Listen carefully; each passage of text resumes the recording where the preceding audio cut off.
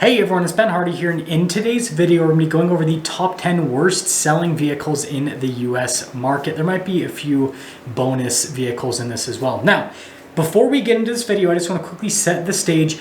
This is going to be about vehicles that are actually struggling to sell. So this isn't going to be, hey, this manufacturer's only sold 3 of these vehicles this year because they only produce 5. This is just going to be about vehicles that manufacturers typically sell more of, but they're not selling as many of them, right? They're producing more than they are selling. So vehicles that are actually struggling to sell. Before we get into this video though, as always, if you're gonna save time and money the next time you purchase a car, link to my car buying guide in the description down below. Let's get into it.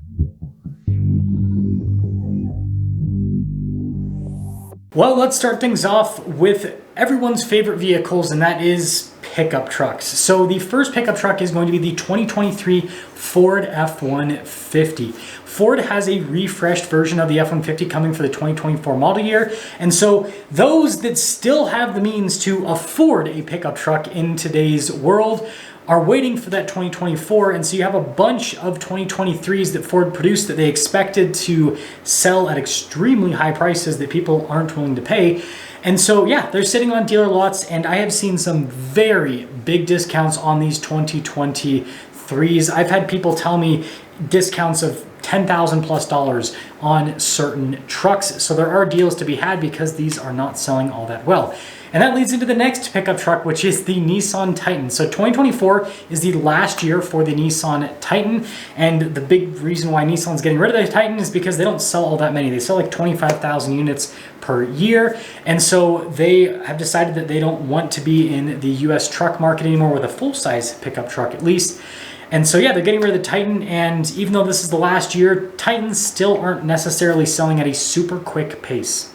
And then this leads us into another pickup truck, which is the Toyota Tundra. And this one is actually surprising because the Tundra, just like a lot of other Toyotas, was sold out for quite some time. But now 2024s are starting to stack up on dealer lots a little bit. There's not a massive amount, but I did want to bring this one up because for a Toyota in today's market, it's actually, having a pretty slow sales pace. And that'll actually lead us into the next Toyota, which is the 4Runner. 2023 4Runners are getting discounted pretty large amounts because people are just not interested, which is surprising because it's actually a pretty dang good value when you consider everything that it offers from a utilitarian perspective and from a reliability perspective, but it seems like people are just not interested. And my guess with that is that everyone that wants a 4Runner already owns a 4Runner, and because they last so long, those people have no reason to get rid of their 4Runner. But that is another one from Toyota, which, if you don't know, Toyota has the lowest day supply in terms of inventory in the US market. So any vehicles that Toyota is, stacking up in inventory, it's always going to be surprising. Now this leads us into a couple more Fords, and that is the Bronco Sport and the Escape. These are sibling vehicles. Now it's not like Ford dealers are brimming with these in inventory, but I have noticed a little bit of a buildup with both of the vehicles. And so there is potential for deals on both of these, especially if it's a 2023 model year with either of the vehicles. And I guess that we'll stand Ford for just a moment. The Mustang Mach-E, yeah, those are still sitting on dealer lots and not really selling. And I don't really want to dive into like every single, thank you.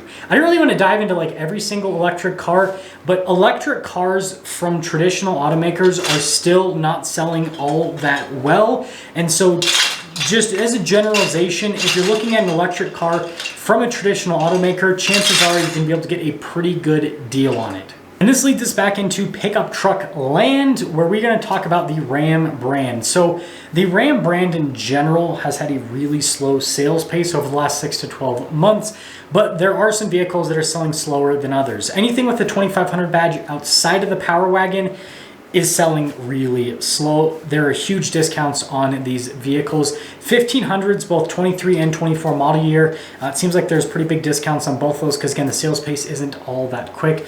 3500s, depending on the package, but I will say 3500s are still selling a little bit better because they actually have good heavy-duty pickup truck capability, unlike the Ram 2500 that has the worst payload in its segment.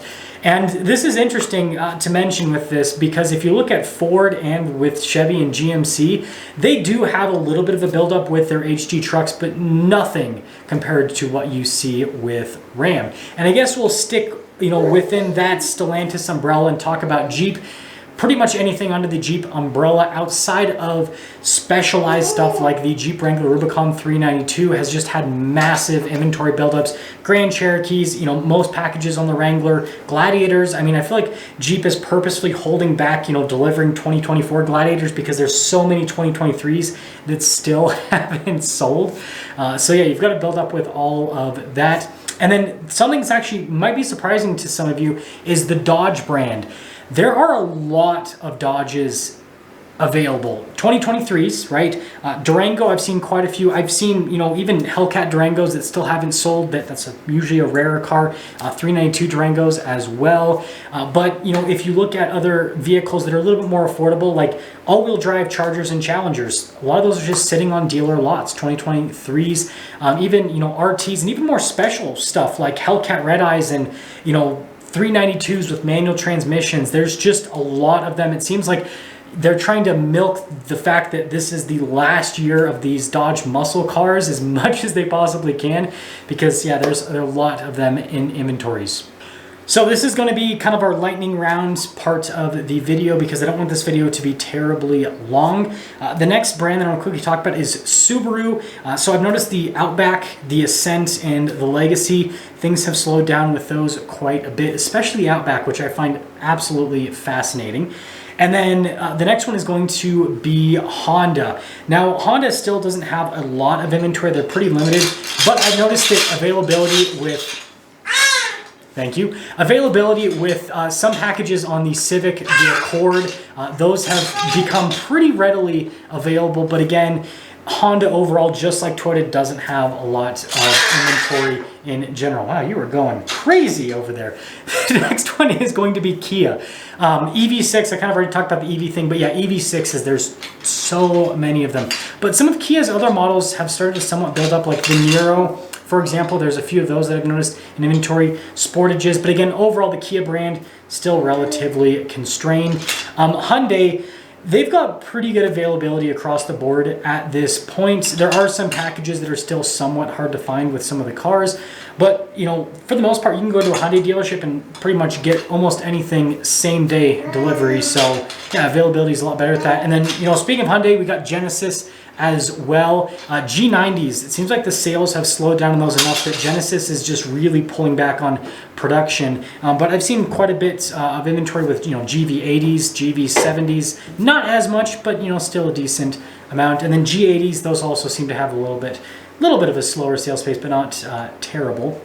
And then this will lead us into a few more luxury brands, and then I'll cap things off. I do want to mention quickly, I'm not going to get to every single possible vehicle that has a slow sales pace, but I am mentioning the ones that I think are the most quote-unquote important. So the first one is going to be Audi. Now, across the board, inventory with Audi is actually very restricted right now compared to other luxury brands, but it seems like availability with some of the I'll call the A-class cars, right? So like A4, stuff like that, it's decent. It's not great, but there is some stuff to be had, which I find interesting. And then this leads us into BMW, which just like Audi, inventory is still pretty constrained across the board. But some of the more baseline cars like the 330i, it seems like availability with those is pretty good.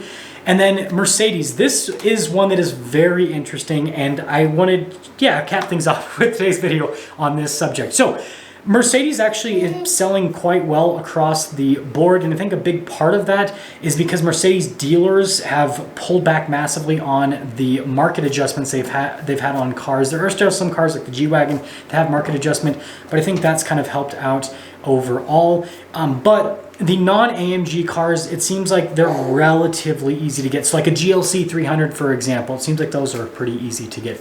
But the one that is really easy to get that nobody realizes is the G63 G-Wagon. So I did not know about this until about the last month, but G63 G-Wagons are actually being mass produced right now, and people don't realize it. So Mercedes is trying to do a build to order type deal with the G63, so they're not like flooding dealer lots with them. but they are cranking out a bunch of them. Right now, Mercedes is, and again, this isn't like an official figure, but it looks like they're building like 20 plus G63s for every G550, and the 4x4 squared G63, they're building quite a few of those as well. But again, it's kind of like a build to order thing, so they're no longer rare. Now, Mercedes dealers are still able to get market adjustments on these vehicles because it's all about appearance. Everyone thinks that these are super rare, but they're not. So I just thought that one was interesting, and I wanted to cap off the video with that. And so I would be aware of that if you're looking at buying a car. Just because it's not available on the dealer lot today doesn't mean the automaker isn't churning out a bunch of them. Another good example is the Ford Bronco Raptor. Like, they're quote unquote sold out, but it's actually really easy to get a Bronco Raptor allocation. And so it shows you that Ford's not going to flood dealers with them. You're not going to find them on dealer lots, but if you want one, they'll build one for you. I'll see you.